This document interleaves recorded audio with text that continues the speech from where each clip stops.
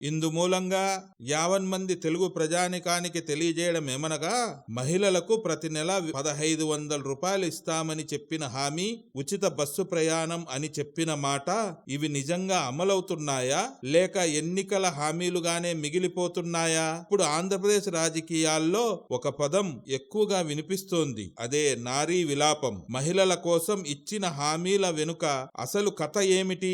ఎందుకు ఇప్పుడు ఈ చర్చ అంత పెద్దదయింది? ఈ వీడియోలో పూర్తి వివరాలు తెలుసుకుందాం. ఆంధ్రప్రదేశ్ రాజకీయాల్లో మహిళలు ఎప్పుడూ కీలక పాత్ర పోషిస్తారు. ఎన్నికల సమయంలో కూడా మహిళల ఓటు చాలా ముఖ్యమైంది. పార్టీ కూడా మహిళల కోసం ప్రత్యేక పథకాలు ప్రకటిస్తుంది. ఇటీవల ఎన్నికల సమయంలో కూడా చంద్రబాబు నాయుడు నాయకత్వంలో మహిళల కోసం అనేక హామీలు ఇచ్చింది. ముఖ్యమైన హామీలు ఏమిటంటే, ప్రతి మహిళకు ప్రతి నెల 1,500 రూపాయలు ఆర్థిక సహాయం చేస్తామని, అలాగే మహిళలకు ఉచిత బస్సు ప్రయాణం ఇస్తామని, మహిళల ఆర్థిక పరిస్థితి మెరుగుపడేలా మరిన్ని సంక్షేమ పథకాలు అందిస్తామని చెప్పడం జరిగింది. ఈ హామీలు వినగానే చాలా మంది మహిళలు ఆశలు పెట్టుకున్నారు. ఎందుకంటే ఒక కుటుంబంలో నెలకు వచ్చే చిన్న మొత్తమైనా చాలా అవసరాలు తీర్చడానికి ఉపయోగపడుతుంది. కొంతమంది మహిళలు అప్పులు తీర్చుకోవచ్చు, కొంతమంది పిల్లల చదువుకు ఖర్చు పెట్టవచ్చు, మరికొందరికి అది చిన్న ఆదాయంగా కూడా మారుతుంది. అందుకే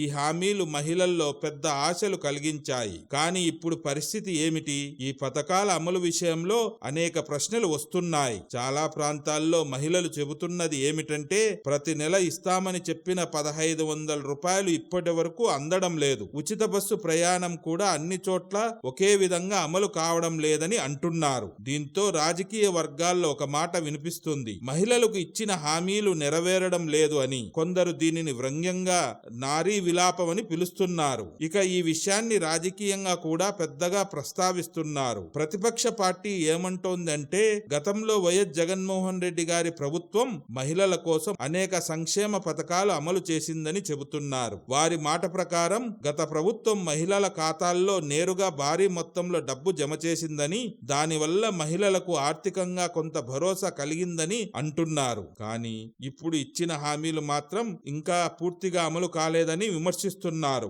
మరోవైపు ప్రభుత్వం మాత్రం వేరేలా స్పందిస్తుంది. ప్రభుత్వం మాట ఏమిటంటే, రాష్ట్ర ఆర్థిక పరిస్థితి, పాత అప్పులు, ఇతర సమస్యలు ఉన్నప్పటికీ పథకాలను దశల వారీగా అమలు చేస్తున్నామని చెబుతున్నారు. మహిళలు ఏమంటున్నారంటే, గతంలో ఇంతకంటే దారుణమైన పరిస్థితులున్నా అప్పటి ముఖ్యమంత్రి వైఎస్ జగన్మోహన్ రెడ్డి గారు ఇచ్చిన మాట ప్రకారం ప్రభుత్వం నడపడానికి ఎన్ని ఒడిదుడుకులు ఉన్నప్పటికీ పథకాలన్నీ అమలు చేశారని, కానీ చంద్రబాబు కుంటి సాకులు చెబుతున్నారని మహిళలు అంటున్నారు. అంటే ఒకవైపు ప్రతిపక్షం విమర్శలు చేస్తుంది, మరోవైపు ప్రభుత్వం తన నిర్ణయాలను సమర్థించుకుంటుంది. కానీ ఈ రాజకీయ చర్చల మధ్య అసలు ప్రశ్న మాత్రం మహిళలదే. ఒక సాధారణ మహిళ ఇలా అంటోంది: మాకు ఇచ్చిన హామీలు నిజంగా ఎప్పుడు అమలవుతాయి? ఎందుకంటే ఆ హామీలు కేవలం రాజకీయ మాటలు కాదు, చాలా కుటుంబాలకు అవి జీవనాధారం కూడా కావచ్చు. అందుకే ఈ విషయం ఇప్పుడు మహిళల మధ్య కూడా పెద్ద చర్చగా మారింది. ఇప్పుడు రాష్ట్ర రాజకీయాల్లో ఒక పెద్ద ప్రశ్న నిలిచింది: మహిళల కోసం ఇచ్చిన హామీలు నిజంగా అమలవుతాయా లేక అవి ఎన్నికల హామీలుగానే మిగిలిపోతాయా? ఈ ప్రశ్నకు సమాధానం రాబోయే రోజుల్లో తెలుస్తుంది. అప్పటి వరకు మాత్రం మహిళల ఆశలు కొనసాగుతూనే ఉంటాయి. రాజకీయాల్లో మాటల యుద్ధం కూడా కొనసాగుతూనే ఉంటుంది.